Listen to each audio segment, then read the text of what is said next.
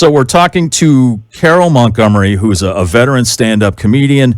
She's been all over television, various shows. You may have seen her in Vegas at some point, very successful run in Vegas. Or if you were in the military and deployed in South Asia or the Caribbean or Europe, you may have seen her over there because you did some USO tours too, right? Yes. Well, actually, it's very funny. Everyone assumes it's USO, but there's actually two companies that go out and do. USO is not a privately owned, but it's separate from the actual government. Oh, so we all the tours we did was through Armed Forces Entertainment, which is a part of the DoD, the Department of Defense. Oh, okay. But yes, I did 11 tours overseas for the troops. My dad was a Korean War veteran, so it was really wonderful that I finally got to, my goal in doing all of this was to be able to go and honor my father, and then I got to go to Korea and actually be close to where he was station. So it was pretty cool. That's awesome. That's great. Were there any moments, were you like in any forward areas or anything like that? Not in Korea, but when we did, the first tour we ever did was in Iraq. And so we went out to some of the heavy, the forward operating bases. We went out, one didn't even have plumbing. Do you know what? Oh, boy. Like the commander said, if you need to use the bathroom, ladies, you use this bathroom for number one or this bathroom oh boy for number two. So we looked at each other like, what did we get ourselves into? So yeah, to me, other than having my son, and even when it's very funny, after I came back from Iraq, somebody said, well, how was it? I said, it's the greatest experience of my life. And my 18-year-old son at the time goes, well, what about me? I was like, you're over.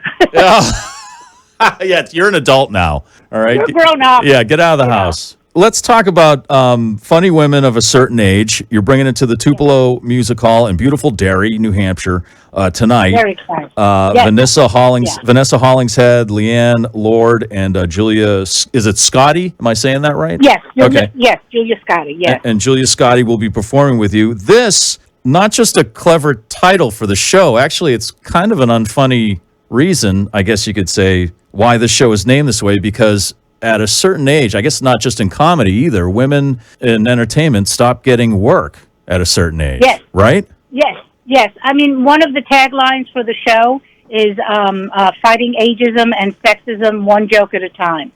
Because we've always had to deal with it. Like when you see this is the live show, but we also have 3 specials that are running on Showtime. Yes. And when you see the specials on Showtime, we have what they call interstitials, which is I interview the ladies between shows, and we have clips and everything. And at the first show I ever did, we interviewed Lunel, who was on the show and is now blowing up. She's on tour with Cat Williams, and she's just an amazing actress and comic. We asked her the question, how many times are you the only woman on the show? And the answer is in the show. She goes, always. I'm always the only woman on the show. Yeah. So I came up with the idea because I was actually on a podcast with a couple of other older female comics, and we just had the best time, talking and doing road stories, and because you never get to spend any time with other females.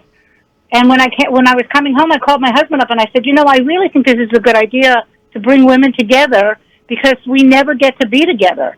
And we have something to say, and of course it snowballed into what it is now, which is funny women of a certain age. How many specials are you up to now on Showtime? Which number is... We just, the 3rd special aired Thanksgiving week, and we are waiting to hear back about whether or not, we should be doing a 4th. Really what I want to do is I want to eventually get this into a series, because what you don't realize about with women is when I started this, I went, okay, so I'm only going to have female comics over 50. And I had a list, I don't know, maybe 50 women. And then I thought, really in show business, it's when you hit 40 is when everything starts to go downhill, including your butt. And I started to add women who were in their 40s. And when I did that, there was at least 200 or 300 female comics that I could add to the list. So I think it should be a series. And, and we could just every week or every month showcase some great female comedy. Was it a hard sell for Showtime? Because it's what it's based on. You're all women over 50, right? And so was this a hard sell for Showtime or whoever else you took it to? Well, that's, it's so fascinating. And this is where when I tell the story, everyone's like, wow, because it happened so fast. I mean, it really happened fast. Like I came up with the idea in September of, I think, 2017. We did an industry showcase in 2018 for a bunch of network people. and we had the deal in. No, I'm sorry. We did the showcase in February, and we had the deal in April, and that's very fast in show business. You know that. Yeah. So I think it was a mixture of everything. It was the time. You know, there was a lot of the Me Too movement happening, and there was a lot of women's rights situations. You know, like today. But back then it was still happening, and I think Showtime, the gentleman who greenlit the specials, he got it. He totally got it from the moment I walked in and told him the idea. So and in there, you know, I mean, I love Showtime. They gave the show, you know, all of its glory, but it was the highest rated special on Showtime. That first special in 2019, highest rated comedy special. So they were thrilled too, because for some reason it just worked. You know, like when whether or not you believe in this, all the stars aligned, or I'm not really sure what happened, because I keep going, it keeps snowballing. It's, you know, this thing just keeps going.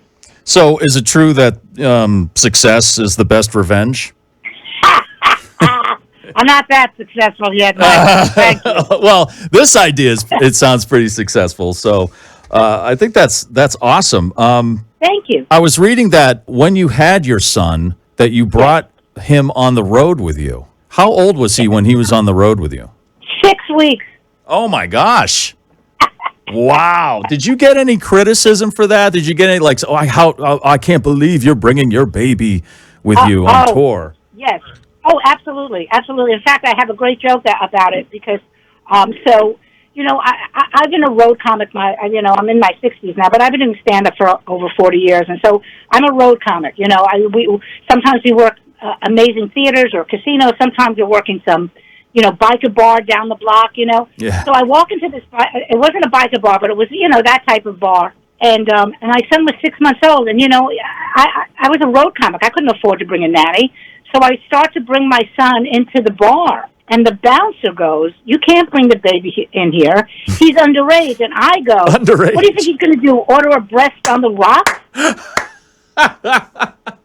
And so I basically said, "Well, I'm the comedian, so either he comes with me or you don't have a show." That's so. Yeah. So yes. That's just ridiculous. It's like he's underage.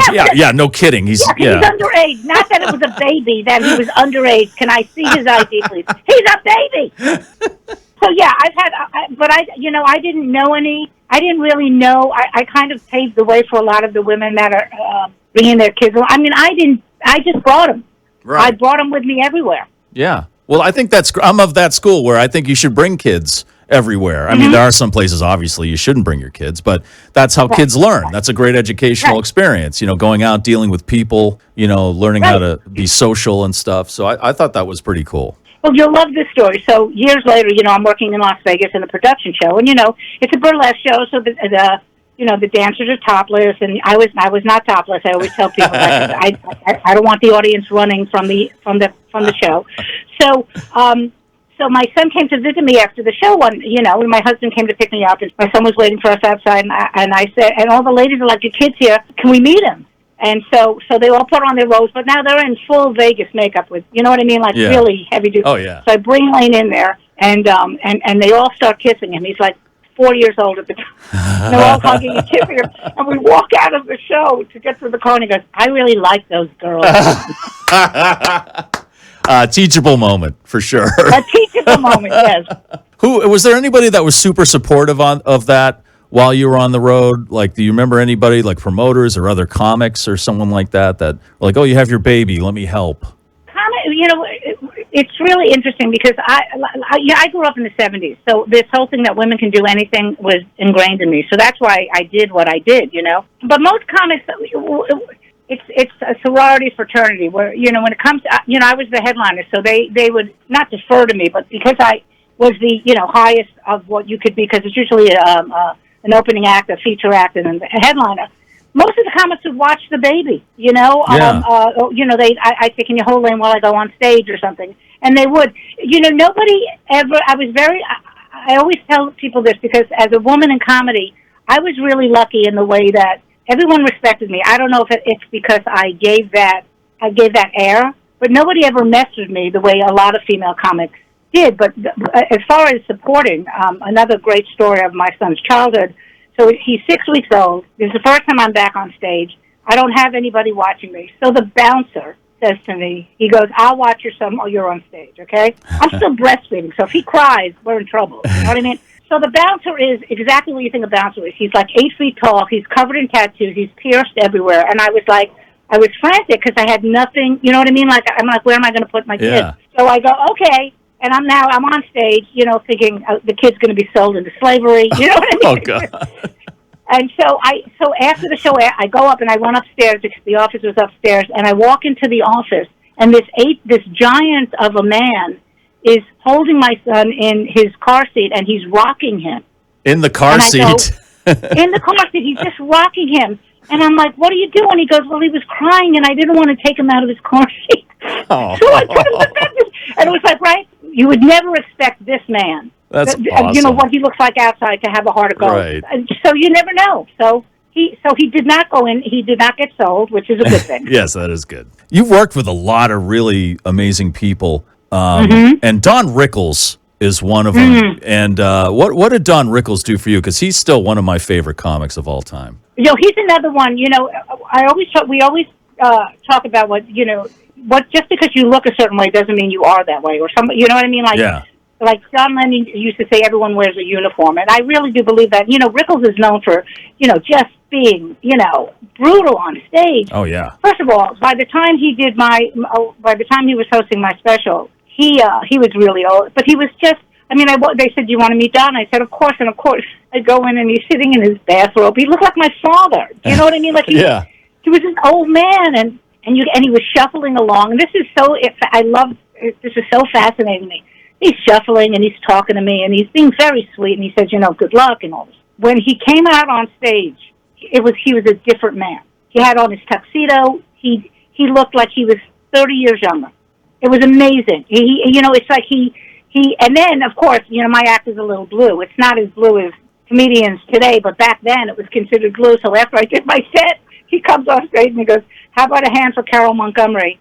Her sister's a nun." So he was a wonderful, wonderful man. Rest in peace. What a great guy. Yeah. Yeah. And he was an equal, he did it right. He was an equal opportunity offender. Like, the first thing he would do when he got out there is just offend everyone right off the bat, knowing that nobody was safe. Nobody. Didn't matter. Exactly. Yeah. Exactly. And that's the biggest problem today with comedy is that I think it's probably because of the internet and there's just so much out there. It's like you're going to be offended. That's our job. That's what comedians are supposed to do. We're supposed to make you go, "Wait a minute, let me look at it a different way."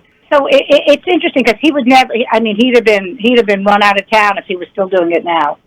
Oh yeah, yeah. Like there's so many comedians that couldn't really do their act that they were made famous. That made them famous. Andrew Dice Clay, people like that. Oh, absolutely, absolutely. Yeah. It's the funny women of a certain age. The show's at Tupelo Music Hall in Derry tonight. And Carole Montgomery, it's been great speaking with you. Good luck with the rest of the tour, and good luck on your plans to make this a series. I hope that happens. Definitely, that would be great. Thank you so much. It's been a pleasure chatting with you, and we'll talk. Hopefully, we'll